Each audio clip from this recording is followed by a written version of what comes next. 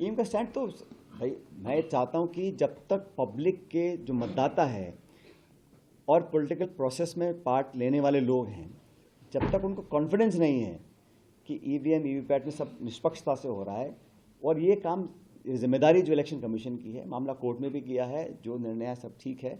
मैं तो तब मानता हूं कि जो हमारी संस्था है, जो हमारा इंस्टीट्यूशन है, जो हमारा प्रोसेस है, अगर उस प्रोसेस में लोगों का विश्वास नहीं है, अगर आज के किसी के जहन में एक सवाल उठता है तो संतोषजनक जवाब मिलना चाहिए। इतना चाहता हूँ। मैं कह रहा हूँ प्रोटेस्ट जो कर रहे हैं वो इशू बेस्ड प्रोटेस्ट है, उसका स्पष्टीकरण, उसकी पारदर्शिता स्थापित करना और लोगों को विश्वास दिलाना कि ये प्रोसेस टेम्पर प्रूफ है, ये जिम्मेदारी इलेक्शन कमीशन की है। मान लीजिए आपका अलायंस पूरे 65% वोट ले जाता है, प्रधानमंत्री आसानी से चुन लेंगे क्या? देखिए ऐसा है, ये पद की जो लालसा है, ये मैं नहीं समझता हूँ कि आज की स्थिति में, हो सकता है आमतौर पर ये बात सही हो, लेकिन आज जो स्थिति है, तमाम विपक्ष जान गया है कि ये चुनाव डू और डाई चुनाव है, ये चुनाव निर्णायक चुनाव है। इसमें अगर हम अपने लोभ, अपने खुद की महत्वाकांक्षाओं को महत्व देंगे तो पार नहीं पड़ेगी।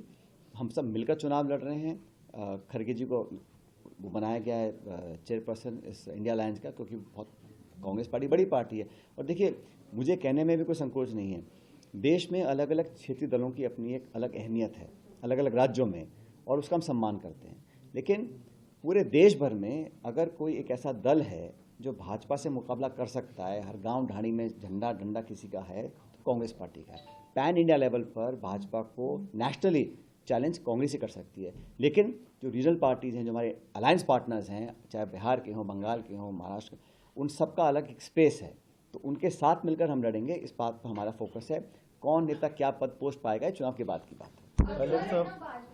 तो देने में उनको कोई रोक नहीं है, लेकिन मैं इतना कहना चाह रहा हूं कि जो इशू भाजपा उठाना चाहती है, जो कांग्रेस को वो एक तरह से दोषी साबित करने की कोशिश कर रही है, कांग्रेस के इतिहास को मिटाना चाहती है, जो कांग्रेस के नेता रहे, चाहे नेहरू जी हों, चाहे इंदिरा जी हों, चाहे राजीव, उन सब लोगों को एक गलत तरह से पोर्ट्रे करने की कोशिश कर रहे हैं। और जब उनको अपने खुद के उनको इतिहास में कोई नेता नहीं है, तो सरदार पटेल को उन्होंने अपना मान लिया, सुभाष चंद्र बोस को अपना मान लिया। ये सब इसलिए किया जा रहा है ताकि हिस्ट्री का जो नैरेटिव है उसको नई पीढ़ी में अलग नज़रिए से पेश किया जाए। भारतीय जनता पार्टी का, एक सेकंड, भारतीय जनता पार्टी का कोई साबित मुझे कर दे कि भारत को आज़ाद कराने में इतिहास में क्या योगदान रहा, देश के नवनिर्माण में क्या योगदान रहा। और ये वही बीजेपी है जिसने राजीव जी की सरकार का विरोध करने के लिए वामपंथियों से हाथ मिलाया था। वीपी सिंह जी सरकार जब बनी थी 89 में, तो आज जो बड़े बड़े भाषण देते हैं सीपीएम के खिलाफ, तब उन्होंने हाथ मिलाया था। वीपी सिंह जी की सरकार जब बनी थी तो बीजेपी, जनता दल और कम्युनिस्ट पार्टी सब इकट्ठे हो गए थे। तो ये सब बातें इतिहास की हैं। लेकिन आज जो नया युग है, आज सोशल मीडिया है, व्हाट्सएप है, नए लड़के लड़कियां हैं, उन सबको एक अलग तरह की स्थिति पेश की जाए, इस कोशिश में बीजेपी लगी हुई है। आपका था, अब वो खुद ही कई बार बोल चुके हैं, जो हमारे प्रतिपक्षी नेता बने थे वो हार गए चुनाव। वो कहते हैं मुझे किन जयचंद्र ने हराया, मैं जानता हूँ। चूरू से हमारा जो नेता है बड़े वाले, उन्होंने कहा मुझे पता किसने हराया है। और आरोप लगा रहे हैं हमारी पूर्व मुख्यमंत्री, वो मीटिंग में आना बंद कर दिया उन्होंने, और पर्ची से मंत्री बन रहे हैं, पर्ची। तो बिखराव तो भाजपा में है, क्योंकि वहाँ पर बहुत ज़्यादा मतलब दिशाहीन थे वो चुनाव से पहले। अब नए मुख्यमंत्री बने हैं, नई सरकार बनी है। गौरव वल्लभ जी बोले मुझे अपनों ने हराया था।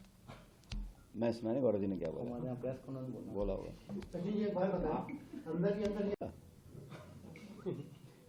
पता करके बताता हूँ आपको।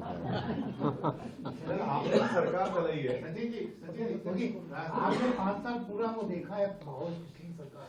हाँ, ऐसा कोई धमाका होने वाला है? मैं इसकी तफ्तीश करके बताऊंगा आपको। राजस्थान में कार्यकर्ताओं को आपकी आवश्यकता थी, है और रहेगी।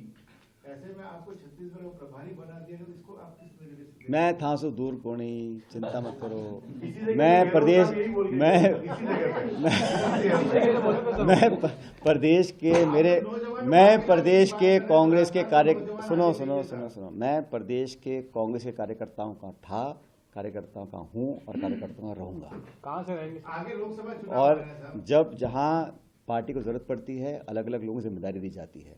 और मैं पहले भी केंद्र सरकार में रहा हूँ, संसद में रहा हूँ, अब विधानसभा में हूँ, पार्टी का अध्यक्ष भी रहा, सरकार में भी रहा, लेकिन मैं किसी रोल में भी रहूँ, मैं मेरे जनता और मेरे कार्यकर्ताओं के बीच में हूँ और वो मुझे सबसे ज़्यादा पसंद रहता है। लेकिन जो दायित्व पार्टी ने दिया है उसको पूरी निष्ठा से हम निभाएंगे, उसमें कामयाबी दिलाने की कोशिश करेंगे। लेकिन ये कर्मभूमि है और राजस्थान के लोगों ने जो एक साथ रहा है दशकों का, उसको तो कोई चाह के भी नहीं छीन सकता है। वहाँ के प्रभारी रहते हुए यहाँ के कार्यकर्ताओं में मैं आज आपके बीच बैठा हूँ, नहीं बैठा हूँ, तो ऐसा प्रभार है तो जिम्मेदारी है, उसको पूरे निभाएंगे। लेकिन यहाँ राजस्थान में जो हमारे वर्कर्स हैं, हमारे मतदाता हैं, उनके साथ जो अटूट संबंध है दशकों का, मैं कह रहा हूँ ना, उसे कोई चाह के भी नहीं तोड़ सकता है। आपको लगता है कोई चाह रहा है प्रेम थोड़ा कम? ये कह रहे हैं बार बार, मैं तो नहीं कह रहा। पायलट साहब, देखिए, यात्रा ये कांग्रेस पार्टी की है और लास्ट टाइम जो भारत जोड़ो यात्रा थी उसमें लगभग सभी लोग आए थे, चाहे वो तमिलनाडु हो, महाराष्ट्र हो, अलग अलग राज्यों में। और अभी तो यात्रा असम ही पहुंची है। जैसे जैसे यात्रा आ गया है कि मुझे लगता है सब लोग शामिल होंगे इसमें। और इसमें सिर्फ पॉलिटिकल पार्टीज़ नहीं, इसमें NGOs, इसमें सिविल सोसाइटी के लोग, इसमें अलग अलग बैकग्राउंड के लोग सब मिलें।